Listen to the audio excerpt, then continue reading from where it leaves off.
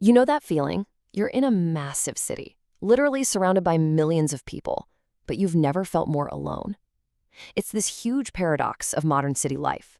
We're all connected online, but in cities all across the UK, from London to Manchester, people are feeling more and more isolated. But what if the fix wasn't some new app, but actually built into the walls of our homes? Well, that's exactly where this idea called co-living comes into play, and we're about to dive into how it's shaking things up. Okay, so here's our game plan. First, we'll dig into this whole urban loneliness paradox. Then, we'll see how co-living acts as a blueprint for connection. After that, we'll check out its all-inclusive appeal and really get why it's so much more than just a home. And to wrap it all up, we'll ask the big question. What does this all mean for the future of city living? All right, let's get right to the heart of the problem. Our cities are growing like crazy, right? All these shiny new towers and apartments popping up everywhere. But if you look just a little closer, behind that facade, there's this hidden social crisis brewing, a really deep sense of isolation. It's a feeling that, honestly, so many people living in cities get. You could be in a building with hundreds of other people, sharing the same elevator, the same walls, but you might never even learn your neighbor's name. And you know what? This isn't some random accident. It's often a direct result of how we've designed our modern cities. Yep, welcome to the concrete jungle. To keep up with housing demand, especially for all the young professionals out there, apartments have just gotten smaller and smaller, usually designed for just one person. And while that's efficient, these little studio flats can pretty quickly turn into echo chambers of solitude. And this just lays out the cycle perfectly, especially for anyone working remotely. You wake up, you work from your kitchen table, you order some food, and then you spend the rest of the evening by yourself, before doing it all over again the next day.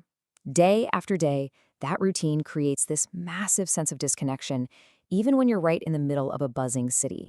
So what if we could actually design our homes to fight back against this loneliness?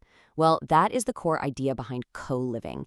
It's all about building community right into the actual blueprints of the building. So what is it, really? At its heart, co-living is a housing model that basically flips the script on traditional renting.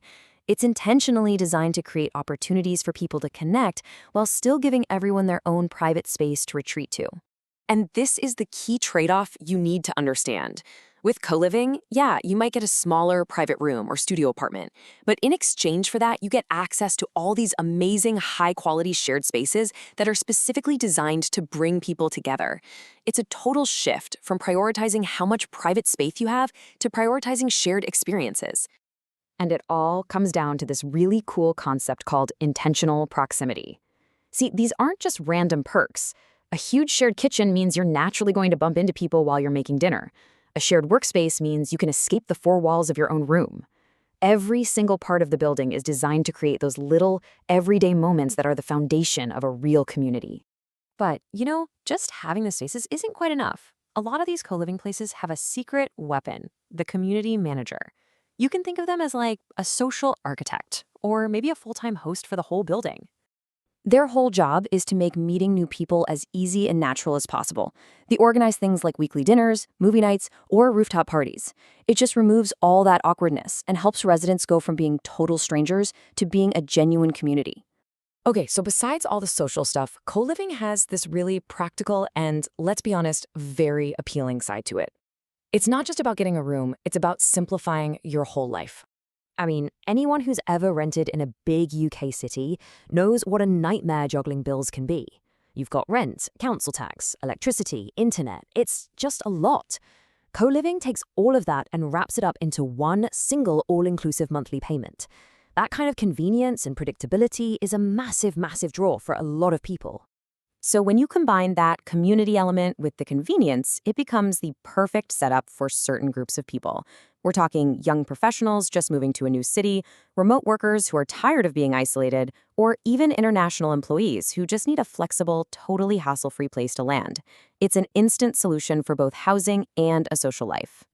So let's move past the practical stuff for a second and look at the deeper, more human side of this. Because this is where co-living's real power really starts to show. When you actually ask residents what they love most about it, it's almost never the free coffee or the fast Wi-Fi. It's this incredible sense of belonging.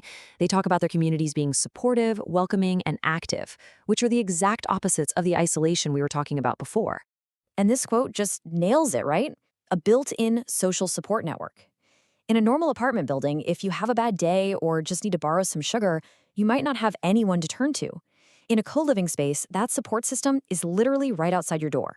Honestly, for anyone who's ever moved to a new city all by themselves, this is an absolute game changer. The pressure of trying to build a whole new social life from scratch is huge. Co-living just short circuits that entire stressful process. You get an instant community from day one. So what does all this mean for the big picture? Is co-living just a cool niche thing for young people, or could it actually signal a massive shift in how we approach living in cities? For decades, the dream of city living was all about independence and total privacy, getting that big apartment all to yourself. Co-living suggests that maybe our values are changing. Maybe we're starting to prioritize community, connection, and shared experiences over just being on our own. And by doing that, it might just offer a way to tackle two of the biggest crises facing our cities in the UK today: the insane cost of housing and this widespread problem of social isolation. It's like a two-for-one solution that city planners are really starting to pay attention to. And so we come back to this one super important idea: intentional proximity. This is the philosophy that could shape how we build cities in the future. It's a shift from just building housing units to building entire environments that are designed from the ground up for human connection. So I'll leave you with this final thought. As our cities keep growing and changing, is this focus on community just going to be a passing trend? Or are we getting a little glimpse into the new normal for how we're all going to live, work, and connect in the cities of the future?